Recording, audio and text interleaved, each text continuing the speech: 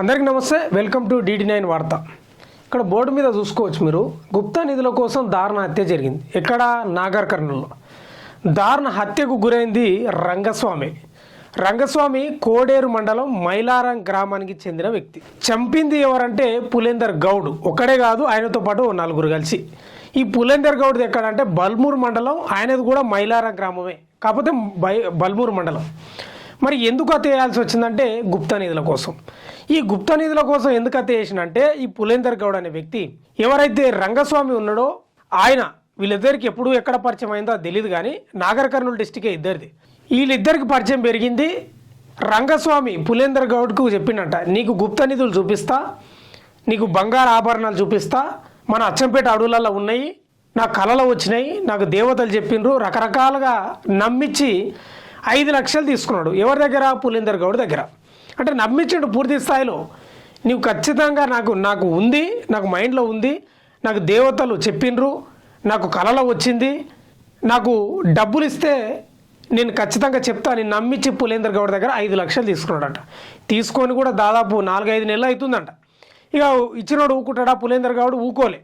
సూపి అంటే ఈ రంగస్వామి అనే వ్యక్తి తప్పించుకొని తిరుగుతున్నాడంట. ఇంక ఎన్నో దగ్గర పట్టుకొని గట్టి అడిగితే నాకు ఇంకొక 5 లక్షలు, మొత్తం 10 లక్షలు అవుతాయి, అప్పుడు చూపిస్తా, లేకపోతే నీవు ఇట్లా నన్ను టార్చర్ చేస్తే నేను వేరే వాళ్ళ దగ్గరికి వెళ్ళి ఆడ ఉన్న నిధులను మొత్తం మాయం చేపిస్తా, మంత్రాలు చేపించి రకరకాలుగాని ఎవరిని పులేందర్ గౌడ్ను బెదిరించినంట. ఇంకా నువ్వు ఇట్లే నన్ను సతాయిస్తే నేను ఏం చేస్తున్నావు నాకే తెలియదు అని రకరకాలుగా బెదిరించినంట.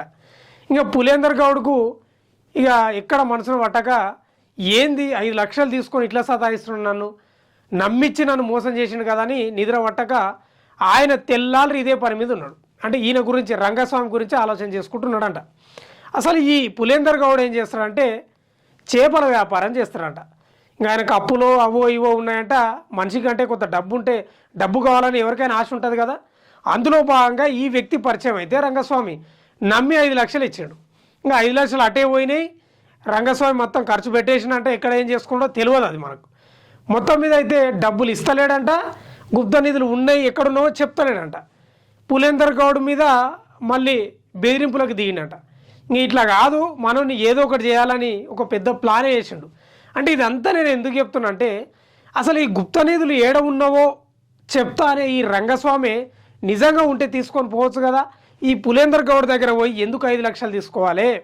ఆ గుప్త నిధులు తీసుకుంటే ఆయనకి కోట్లు దొరుకుతాయి కదా, లక్షల కోట్ల విలువ చేసే ఆభరణాలు దొరుకుతాయి కదా, మరి ఎందుకు తీసుకోలేదు అంటే రంగస్వామి నమ్మించడం తప్పే, పులేందర్ గౌడ్ నమ్మడం తప్పే, ఇద్దరి మధ్య ఒప్పందం జరిగి 5 లక్షలు ఇచ్చుకోవడం తప్పే. అంటే టెక్నాలజీ ఎక్కడ పోతుంది, సమాజం ఎక్కడ పోతుంది, నాగరికత పెరిగింది, ఆ డ్రోన్లు తిరుగుతున్నాయి మనకు. ఒకప్పుడు చేన్లల్లో మనము మందు పంపులు వేసుకొని కొట్టేటలో ఇప్పుడు డ్రోన్లు కొడుతున్నాయి. అసలు వ్యవసాయం అంటేనే మనుషులు చేసేది, ఇప్పుడు యంత్రాలు చేస్తున్నాయి. ఇంత టెక్నాలజీలో కూడా ఇంకా గుప్త నిధుల కోసం ఎంత అమాయకంగా నమ్ముతున్నారో చూడు. నమ్మించేటోళ్ళు కూడా ఎంత నిస్సిగ్గుగా నమ్మిస్తున్నారో ఒకసారి అర్థం చేసుకోవాలి. అంటే ఎందుకు చెప్తున్నా ఈ మాట అంటే, అసలు గుప్త నిధులు ఉంటే అసలు చెప్పేటాడు పోయి తెచ్చుకుంటే అయిపోయా కదా. ఈ పులేందర్ గౌడ్ నమ్మడం ఎందుకు, 5 లక్షలు ఇవ్వడం ఎందుకు, ఈ హత్యలు చేయడం ఎందుకు, ఏం కథ? అయితే ఈ పులేందర్ గౌడ్ది బల్మూర్ అని చెప్పినా కదా, మైలారం ఈయనది కూడా ఒకటే, గ్రామం పేరు ఒకటే వీళ్ళిద్దరిది. ఈయనదేమో కోడేరు మండలం. ఇట్లా నాగర్ కర్నూలు జిల్లాలో ఎప్పుడు జూలై 25న జరిగింది ఈ కథ అంతా. ఈ హత్య జరిగి నిన్న బయటపడింది. అయితే ఈ పులేందర్ గౌడ్ రంగస్వామి దోస్తులని కొంత కామన్గా కలిసి తిరుగుతారు కదా, 5 లక్షలు ఇచ్చినోడు తిరగడా? అయితే వాళ్ళ భార్యకు తెలుసంట.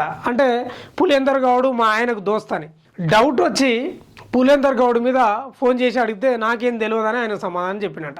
పోలీసులకు ఫిర్యాదు చేస్తే వాళ్ళు మొత్తం విచారణ చేసి నిగ్గు తెలిసిండ్రు. వాళ్ళదైన శైలిలో విచారిస్తే అసలైన బండారం బయటపడ్డది.